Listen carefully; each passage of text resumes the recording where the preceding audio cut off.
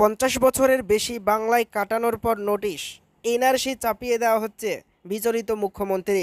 বাংলার বাসিন্দার কাছে এসেছে এনআরসি নোটিশ। কোচবিহারের বাসিন্দা রাজবংশী সম্প্রদায়ের উত্তম কুমার ব্রজবাসীর কাছে অসম সরকারের কাছ থেকে এনআরসির নোটিশ এসেছে।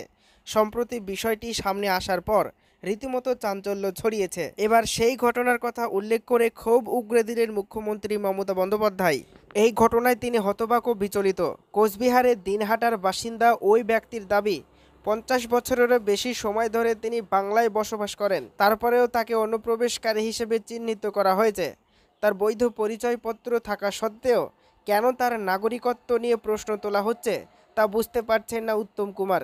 মঙ্গলবার সেই প্রসঙ্গেই এক্স মাধ্যমে পোস্ট করলেন মমতা। বিজেপিকে আক্রমণ করতেও ছাড়েননি তিনি।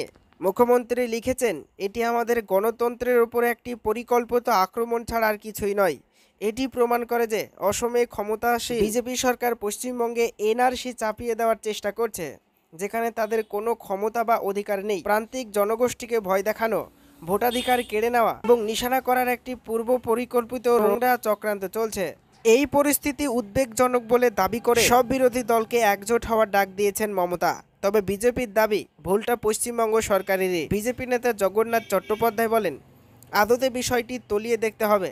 অসম সীমান্ত দিয়ে প্রবেশ করা শরণার্থীরা বিভিন্ন জায়গায় রয়েছেন। বাংলা এর আগে সহযোগিতা করেনি। শরণার্থীদের সম্পর্কে কোনো তথ্য অসম সরকারকে দেয়নি। তখন তথ্য দিলে এখন কোনো সমস্যা হতো না।